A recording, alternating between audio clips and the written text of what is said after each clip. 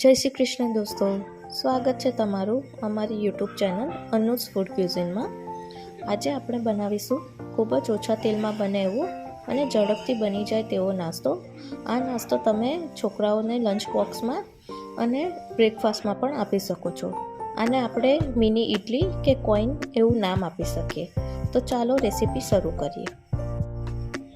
મેં અહીં એક નોનસ્ટિક લઈ લીધું છે, તેમાં 3 વાડકી પાણી એડ કરીશું।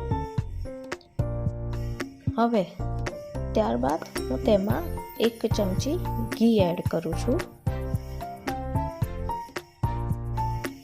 અને તેમાં સ્વાદ મુજબ મીઠું એડ કરવાનું છે। હવે આ પાણીને થોડું ઉકળવા દેવાનું છે। હવે પાણી થઈ ગયું છે, તેમાં આપણે જે વાડકીના માપથી પાણી લીધેલું એ જ વાડકીના માપથી હું અહીં 1.5 વાડકી ચોખાનો લોટ એડ કરું છું।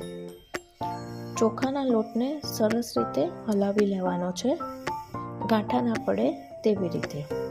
મેં અહીં સરસ રીતે હલાવી દીધો છે, તમે જોઈ શકો છો। હવે આ લોટને 10 મિનિટ માટે ધીમા આંચ ઉપર સીજવા દેવાનો છે, થવા દેવાનો છે। હવે 10 મિનિટ થઈ ગઈ છે। હવે આપણે લોટને ચેક કરી લઈએ। તમે જોઈ શકો છો કે લોટ થઈ ગયો છે। હવે આ લોટને એક થાળીમાં લઈને સ્મૂથ કરી લેવાનો છે। તમે જોઈ શકો છો કે લોટ હાથમાં અને થાળીમાં ચોંટતો હોય તેવું લાગે છે। તેના માટે અહીં તમે થોડું ઓઇલ યુઝ કરી શકો છો। મેં અહીં સરસ લોટને સ્મૂથ કરી દીધો છે। હવે હાથને થોડું તેલથી ગ્રીસ કરીને આ લોટમાંથી તમને ગમે તેવા શેપ આપવાના છે। હું અહીં એક રાઉન્ડ શેપ આપી દઉં છું અને તેને વચ્ચેથી પ્રેસ કરી લઉં છું।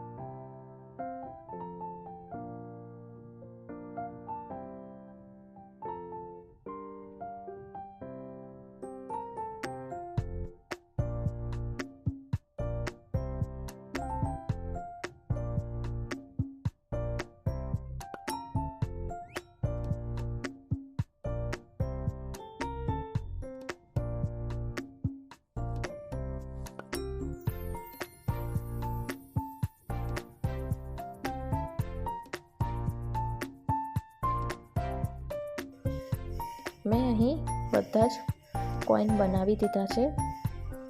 હવે આ કોઈનને આપણે 5 મિનિટ માટે સ્ટીમ કરવાના છે। તો મેં અહીં એને 5 મિનિટ માટે સ્ટીમ કરવા મૂકી દીધા છે। 5 મિનિટ થઈ ગઈ છે, આપણા બધા જ કોઈન સ્ટીમ થઈ ગયા છે।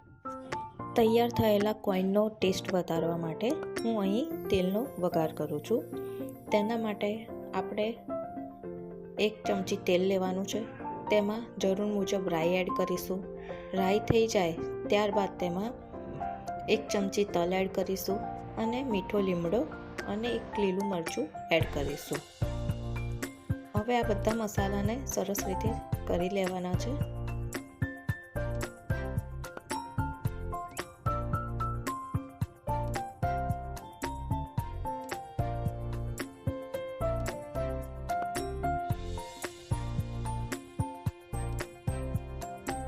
ત્યારબાદ તેમાં તૈયાર થયેલા કોઈન એડ કરીશું।